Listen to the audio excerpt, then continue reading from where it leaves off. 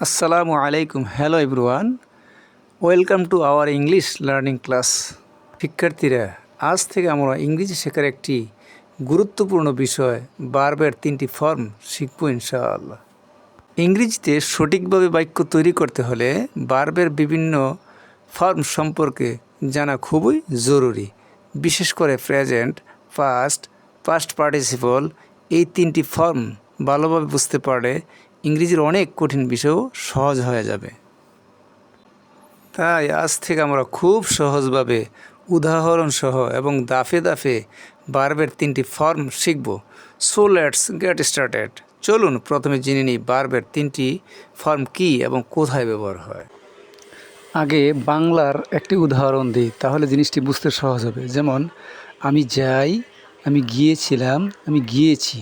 আমি খাই, আমি খেয়েছিলাম, আমি খেয়েছি।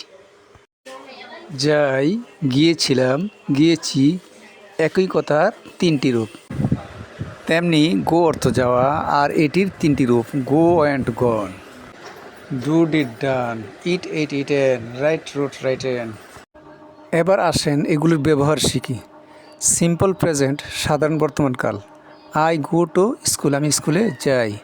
সিম্পল পাস্ট সাধারণ অতীতকাল, যা আগে শেষ হয়ে গিয়েছে, আই ওয়েন্ট টু স্কুল, আমি স্কুলে গিয়েছিলাম।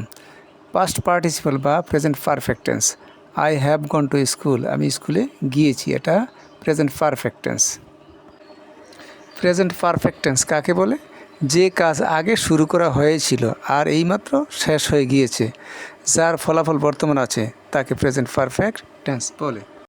আসুন বর্তমান, অতীত, বর্তমান সম্পূর্ণকাল অর্থাৎ প্রেজেন্ট পারফেক্ট টেন্স ব্যবহার করি বিভিন্ন সাবজেক্টের সাথে। সাবজেক্ট মানে কর্তা, I, we, you, they, he, she, my mother, Rana, এসো এগুলির সাথে বাক্য গঠন করি। আই গো টু স্কুল, আমি স্কুলে যাই বর্তমানকাল। আই ওয়েন্ট টু স্কুল, আমি স্কুলে গিয়েছিলাম অতীতকাল। I have gone to school, আমি স্কুলে গিয়েছি। গো যাই, ওয়েন্ট গিয়েছিলাম, হ্যাভ গন গিয়েছি। হ্যাভ গন এই দুইটি মিলিয়ে কিন্তু অর্থ করতে হবে। আই ডু দ্য ওয়ার্ক, আমি কাজটি করি। আই ডিড দ্য ওয়ার্ক, আমি কাজটি করেছিলাম। I have done the work, আমি কাজটি করেছি। আই ইট রাইস, আমি ভাত খাই। আই এইট রাইস, আমি ভাত খেয়েছিলাম। আই হ্যাভ ইটেন রাইস, আমি ভাত খেয়েছি। আই রাইট এ বুক, আমি একটি বই লিখি। আই রোট এ বুক, আমি একটি বই লিখেছিলাম। আই হ্যাভ রাইটেন এ বুক, আমি একটি বই লিখেছি। উই গো টু স্কুল, আমরা স্কুলে যাই। উই ওয়েন্ট টু স্কুল, আমরা স্কুলে গিয়েছিলাম।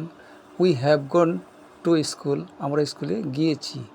উই ডু দ্য ওয়ার্ক, আমরা কাজটি করি। উই ডিড দ্য ওয়ার্ক, আমরা কাজটি করেছিলাম। We have done the work, আমরা কাজটি করেছি।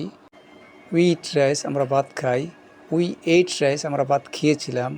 উই হ্যাভ ইটেন রাইস, আমরা ভাত খেয়েছি। উই রাইট এ বুক, আমরা একটি বই লিখি। উই রোট এ বুক, আমরা একটি বই লিখেছিলাম। উই হ্যাভ রাইটেন এ বুক, আমরা একটি বই লিখেছি। ইউ গো টু স্কুল, তুমি স্কুলে যাও।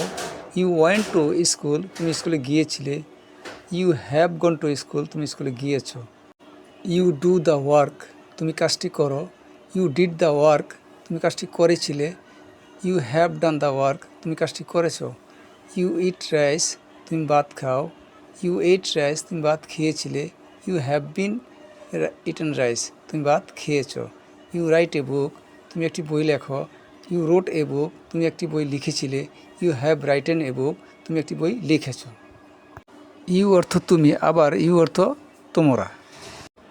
ইউ গো টু স্কুল, তোমরা স্কুলে যাও। ইউ ওয়েন্ট টু স্কুল, তোমরা স্কুলে গিয়েছিলে। You have gone to school, তোমরা স্কুলে গিয়েছো। আশা করি বাকিগুলি বলা লাগবে না, তোমরা নিজেরাই বুঝে গিয়েছো। তারপর দে ব্যবহার করে তোমরা এগুলি ট্রায়াল দিতে পারো। দে গো টু স্কুল, তারা স্কুলে যায়। দে ওয়েন্ট টু স্কুল, তারা স্কুলে গিয়েছিল। They have gone to school, তারা স্কুলে গিয়েছে। আর বাকি সবগুলো তোমরা ট্রায়াল দিয়ে নেবে। হি গোস টু স্কুল, সে স্কুলে যায় পুরুষ। শি গোস টু স্কুল, সে স্কুলে যায় মহিলা। হি ওয়েন্ট টু স্কুল, সে স্কুলে গিয়েছিল। He has gone to school, সে স্কুলে গিয়েছে। আশা করি তোমরা ভিডিও থামিয়ে বাকি লেখাগুলো ট্রায়াল দিয়ে নেবে। এখানে দুটি কথা নোট করে রাখতে পারো। আমরা কিছু সময় আগে শিখলাম I go to school, we go to school, they go to school. এখন বলছি হি গোজ টু স্কুল, কারণ সাবজেক্ট বা কর্তা যদি থার্ড পারসন সিঙ্গুলার নাম্বার হয়, ভার্বের সাথে এস বাই এস যোগ হয়।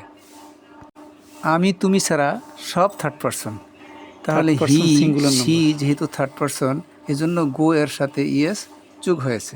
অথচ দেখো, আগে শিখেছিলে দে গো টু স্কুল, তারা স্কুলে যায়, এখানে দেও কিন্তু থার্ড পারসন, কিন্তু এখানে শুধু গো হয়েছে, কারণ দে তারা থার্ড পারসন কিন্তু প্লুরাল বা বহুবচন। আর বাকি থাকলো হি হ্যাজ গন টু স্কুল, এখানে হি এর সাথে হ্যাজ কেন হলো?